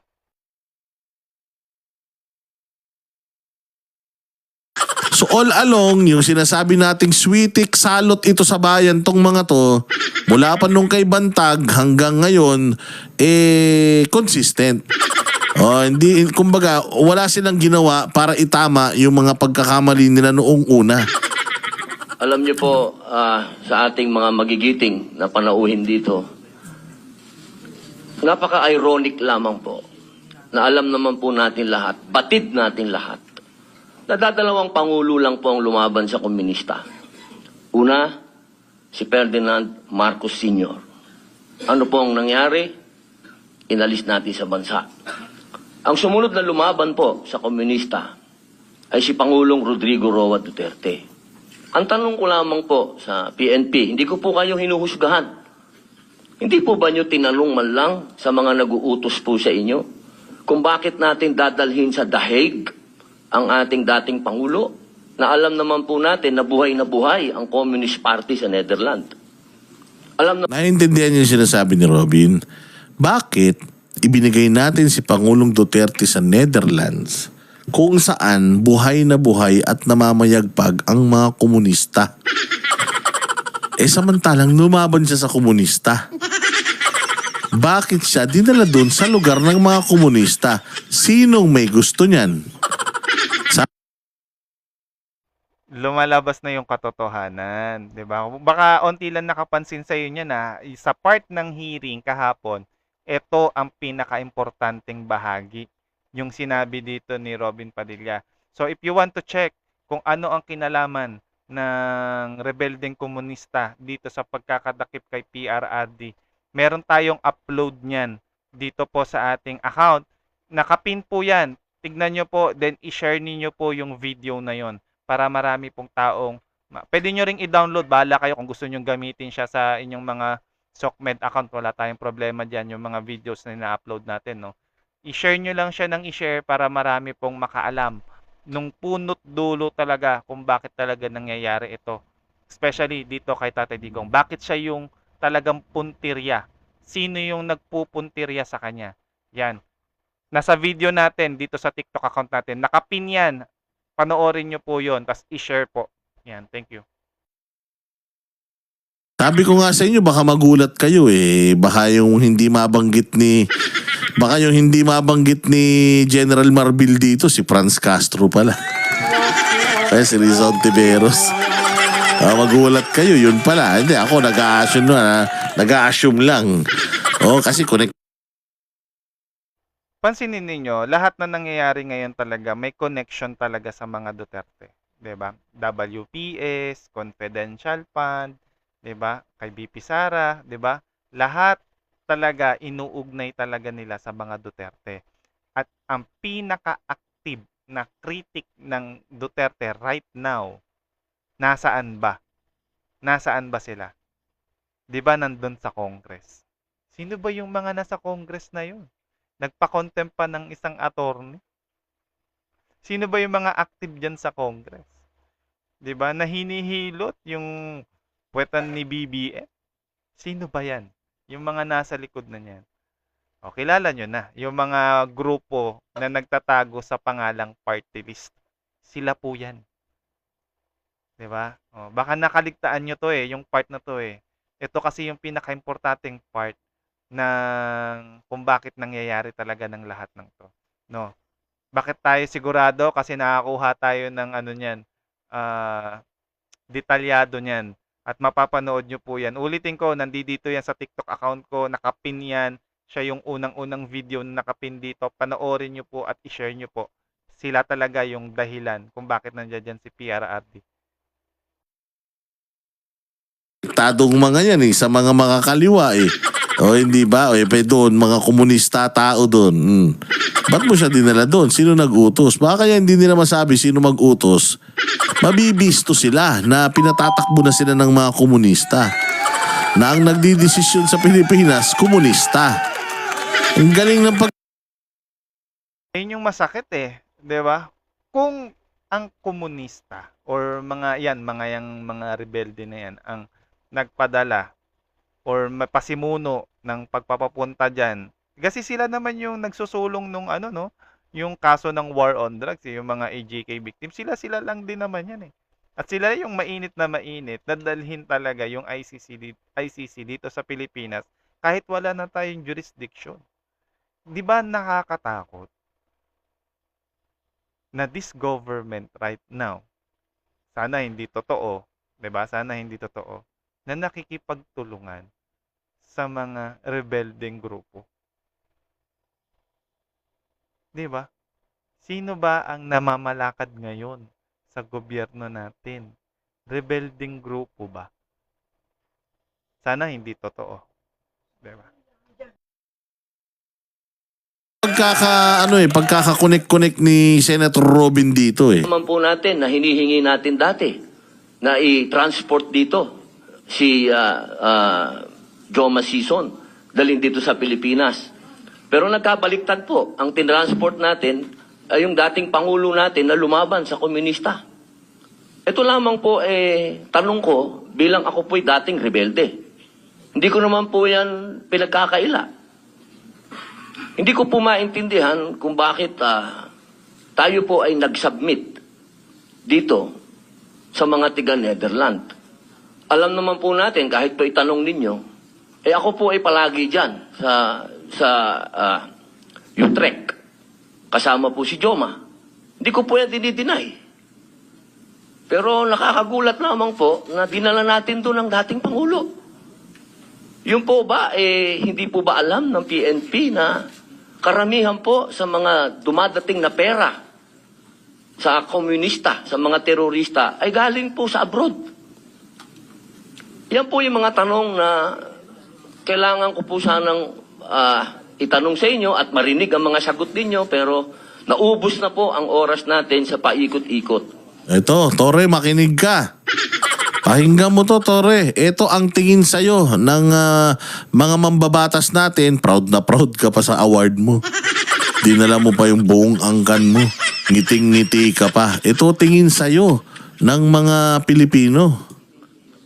Ako po ay gusto ko pong iparating sa inyo ang kalungkutang napakalalim. Sapagkat sama-sama po tayong lumaban. Gusto po natin ng law and order sa ating bansa. Pero pagdating po sa kaduluduluhan, alam niyo po, General Torre, congratulations, nakadalawang medalya na po kayo. Pero alam niyo po, sir, nalulungkot po ako dahil yung katapangan po ninyo, sir, medyo nakalulungkot po. Bakit? Napakatanda na po ni former President, sir. Ako naman po tagahanga ninyo sa pagka-matapang ninyo, sir, pero napakatanda na po ni former President. At alam naman po natin, sir, na lumaban yan sa komunista. Alam niyo yan, sir. Sana naging konting, lang po tayo ba? Binigyan naman natin ng konting, kung paano natin tinitingnan yung mga medalya nyo, hindi lang nalagyan ng medalya si Presidente, pero kung sa medalya ang pag-uusapan, tinulungan nga tayo laban sa mga terorista. Yun lamang po, sir. Sana napakasakit isipin. Ito pong bagay na ito, parang pati itong ambassador natin. Ano po ba talaga ang... ito po ba talagang operation para may aalis dito ang ating dating Pangulo? Kanino po ba? Kasi kami pinupuwersa kami lahat ng mga supporter ni Digong na i-contempt po kayo. Pero hindi po namin ginagawa. Sapagkat ang order, walang order sa amin na ipa-contempt kayo. Kung galing lang to kay PRRD o galing kay BP na pa-contempt, ay kukontempt kita, boss. Baka ako pa magsabi na ako hahatak sa'yo. Pero hindi ko ginagawa, boss. Kasi walang order sa amin na gawin sa inyo yan. Ang natatandaan lang po namin na sinabi ni PRRD na malinaw na ginagawa ng pulis ang order sa kanila. Kaya po namin kayo nirirespeto, sir, dahil yun ang sinabi ng boss namin. Yun ang sinabi ng chairman ng PDP. Can you please just hear me out? No. Gawa lang ng pulis ang trabaho nila. Pero sana naman, sir, isipin din natin kung anong itinanim ni PRRD sa bansang ito. Nilabanan natin ng komunista. Talaga bang yan ba talaga ang kapalaran ng mga presidenteng lumalaban sa komunista? Isang in-exile, isang sinurrender? Ano ba po talaga itong bansa natin? Tayo po ba'y demokratiko talaga? Tayo po ba'y under control ng komunista? Yun ang pinakamasaklap. Mukhang. Yun yung question. Tayo ba is under ng komunista? 'Di ba? Ng terorista. Bakit?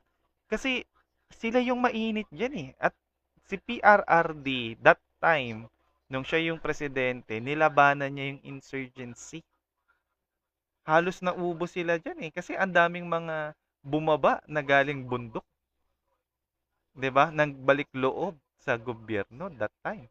At alam natin 'yan, no, hindi lingid sa kaalaman natin na marami talaga sila. At unti-unti silang naubos nun, yung mga nasa bundok. Pero ngayon dumadami na naman sila, 'di ba? At ang mainit na mainit sa issue na 'yan, yung mga komunista na 'yan, 'di ba? Sila yung lagi nating nakikita eh. Diyan sa kalsada eh, 'di ba? Mukhang it's the other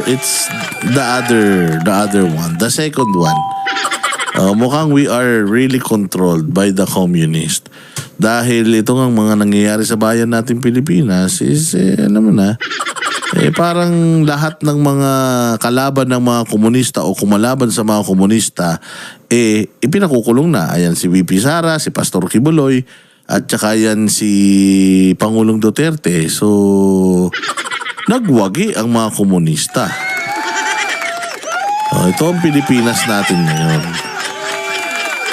Now, we are really frustrated with yung mga ginagawa ng ating mga mambabatas, mga alagad ng batas, at ng mga ibinoto natin na pangkaraniwan.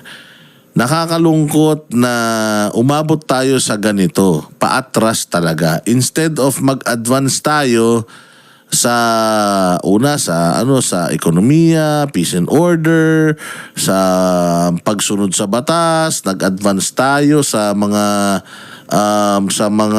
let's say sa sports, nag-advance tayo. Kumbaga, imbis na paabante tayo, wala, paatras tayo mga bossing. Mantakin mo, even yung mga nag-i-interpret ng mga batas natin, ito na nga lang yung ating takbuhan, puta ina, dispelanghado pa. Dispalinghado ang utak ng mga humahawak ng justice system natin. Tingnan mo palpak ang executive, palpak ang judiciary, palpak ang legislative. Putang ina, saan pupulutin ng bayang Pilipinas pag ganyan? Wala na, talagang sa kangkungan ang punta natin, di ba?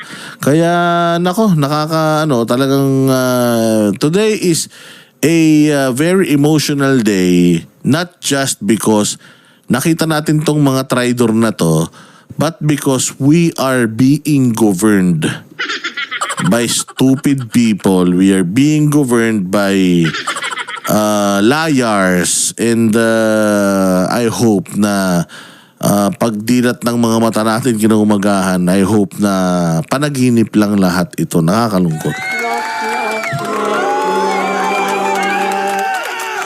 Again, maraming salamat sa lahat ng mga nanood, nag-like, nag-share. Salamat po sa mga Agree. Sabi nga dito ni Mr. KD, Pilipinas, pasensya ka na.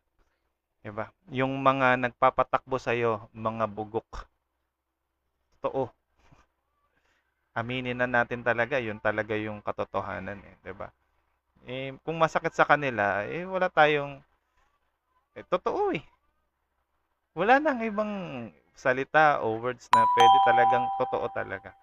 Sabi nga ni Senator Robin Padilla komunista na ba ang namamalakad sa bansa natin? Kasi mukhang ang nasusunod yung kagustuhan ng mga komunista. 'Di ba? Unang-una, ano ba yung mga gusto ng komunista? 'Di ba? Ano ba yung gusto ng komunista nung una? Impeachment ni VP Sara. Nasunod ba?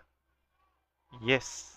Nasunod yung impeachment doon sa lower house. Kaya may pending impeachment ngayon si VP Sara, 'di ba? Impeachment trial. Yung mapapunta sa The Hague o sa Netherlands o sa ICC, itong CPRRD, sino bang may gusto niyan? 'Di ba komunista din? Sila na naman. Kaya nakakalungkot, nakakatakot kung sakaling magpatuloy talaga, no? At kung totoo nga na ang komunista na talaga namamalakad sa atin, at kung nakikipagtulungan itong gobyerno natin sa mga komunista, kawawa talaga tayong mga ordinaryong Pilipino. So maraming salamat po. Ito po si GATV nagsasabi sa inyo, yung boses ng taong bayan, mahalaga po yan. Opo. Sir KD, thank you so much na po. Yan. Na-achieve natin yung goal natin. Sir, Ma'am Ren, yan sa mga kasama natin, yan, salamat po sa inyo. If you want to support this live guys, no, pwede rin kayong mag-subscribe sa atin. May mga new stickers tayong available na pwede nyo pong gamitin sa pag-comment niyo. So sa mga next live natin, no, reaction lang video lang to kasi i-repost po natin to sa red app tsaka sa ating blue app. So kung gusto niyo pong balikan yung reaction video na ito, pwede po kayong pumunta po doon sa iba nating mga channel, okay? Para ma-i-review nyo po siya. So sa next live natin guys, discussion na. So magpapakit na tayo ng mga panel guests. So maraming salamat po at magandang gabi po sa ating lahat.